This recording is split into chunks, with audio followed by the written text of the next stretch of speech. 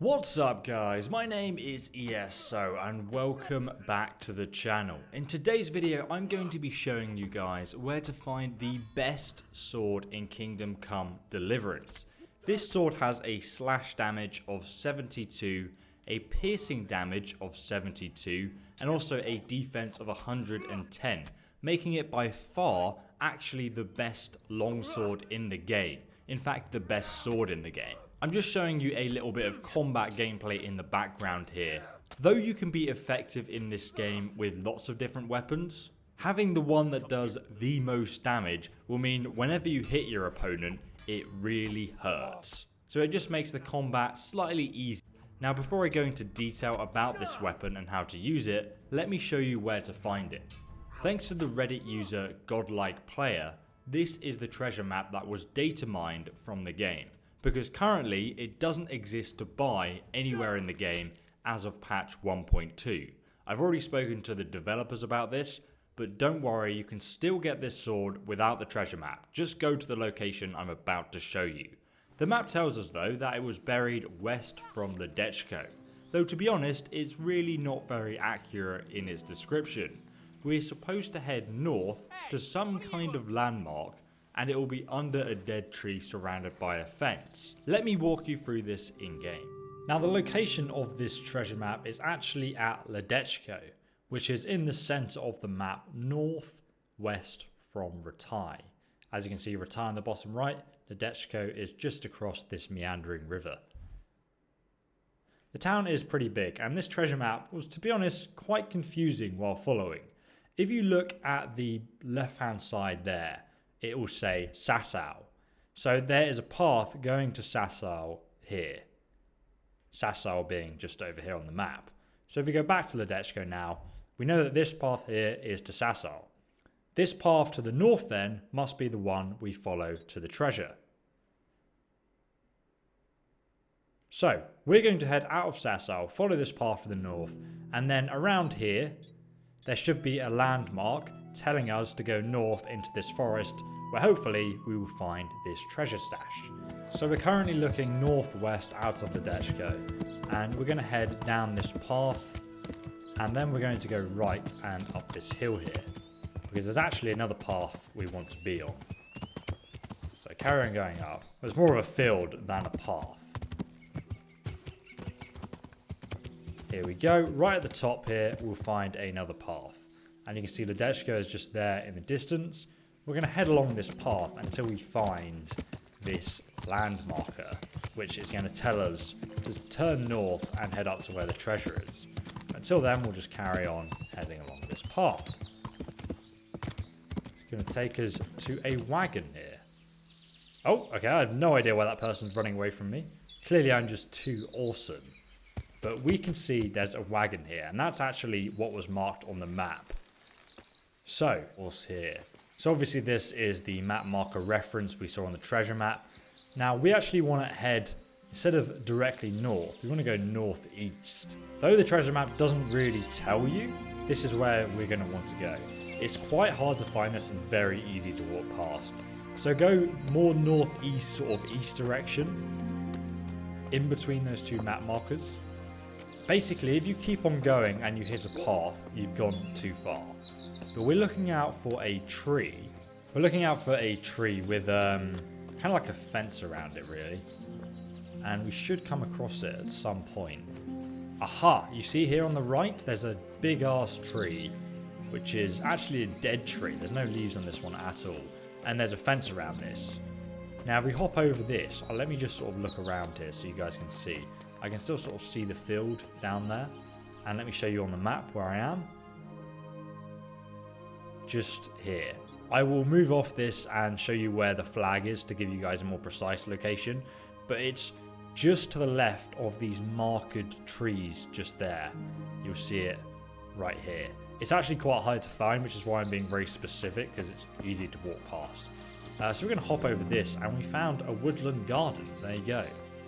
And here is the easy lockpick chest. If you struggle with this, watch my guide on how to lockpick in the description. But just as a quick tutorial. Oh, I've unlocked it with a Master Thief perk, which I have. So I can't show you how to lockpick in this guide, but I will show you in my lockpick starter guide in the description, which shows you how to lockpick effectively. Unpopular dice, St. George's sword, which is the best longsword in the game. We'll talk about that in a moment. And you've also got Kuttenberg Cuirass, which has 22 defense. A very decent cuirass, actually, worth 2,000 gold almost. And you've also got 430 groschen, noble shoes, recipe for spirits. A potion that is not yet very widespread, for it is necessary first to get accustomed to drinking. It is due to its excessive strength. It drives sickness from the body and it warms on a cold night, but it intoxicates more than wine, and the morning after, it are sore. Well, that's quite bad English at the end there, but it makes your stomach feel sore, I guess. Sharp as a knife, a skill book on honing weapons. Can only be read after achieving level 15 though. This book is worth 1,300 gold, so after you've read it as a skill book, it's definitely very useful to sell it. If you guys haven't already learned to read, you can find a link on how to learn to read in the description below, because skill books are such a valuable source of income. But St. George's sword is worth 2,200 gold, does 72 both stab damage and slash damage. Obviously it's only does 3 blunt damage, but no one cares about that. The minimum strength requirement, however, is 12. If you guys want a guide on how to level your skills, I will make one as soon as I can, and I'll link it down below in the description as well. It also has a defense skill of 110, which is up there with the best longswords in the game. In fact, there's only one sword which is better, and that has 126 defense. But to be honest, considering you can use the longsword with a shield, it really doesn't matter at all. It also only weighs 3.1, which is astonishing. And obviously you've got the stab and slash damage, which is 72, which is by far the best, most balanced sword in the game. There's actually only one sword in the game which has 73 piercing damage, and that sword only has like, I think 45 slash damage. But this sword has the best stats in the game. There is nothing better than it. If we actually read the description though, the longsword of St. George is the best the 15th century blacksmith's art can produce. A beautifully balanced sword. Its ornamented sharp blade and piercing point can deal with any plate armor. The blade is fragile though, and must be kept maintained. Apart from its combat qualities, the sword is a status symbol for the upper classes. And you can see there it gives you 18 charisma, which is amazing. As you can see, its durability is only 71. Now, even though it says it's quite fragile, it's not really that bad. It's going to keep its edge most of the time, but considering repairing this sword is free, it's not really a problem at all. So let's steal all this stuff. Now, just a quick tip, guys. The maintenance skill, mine's only level 7 right now, but it's actually a very good skill that's worth training, because if you look here, a weapon you've sharpened yourself will cause 15% greater damage to your opponent's armor and equipment. I'm definitely going to get this perk as soon as I can. I'm only level 7 at the moment, and you unlock this at level 9. There's also Serrated Edge. A weapon you've sharpened yourself has a 15% greater chance to cause bleeding, which is incredible as well. So as long as you're sharpening this sword yourself, you're going to do so much more damage. There's even another perk here called Blacksmith's Son that gives you 10% stronger attack if you use a repair kit on it when it gets damaged as well. So, you can actually potentially get another 25% more damage from St. George's sword, and it does ridiculous amounts of damage, and it's just crazy. Can you guys see just there on the left-hand side? The weapon is actually dull, so it's no longer sharp there. And also on the right-hand side there, it's just like a rough texture on the weapon.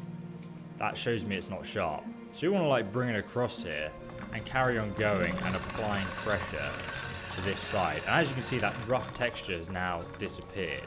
So we're going to do the same to the other side now.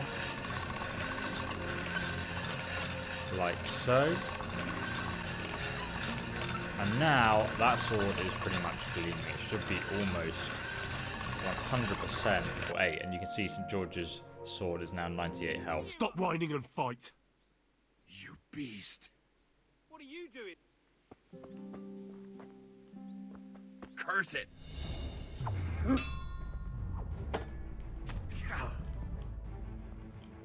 Well then.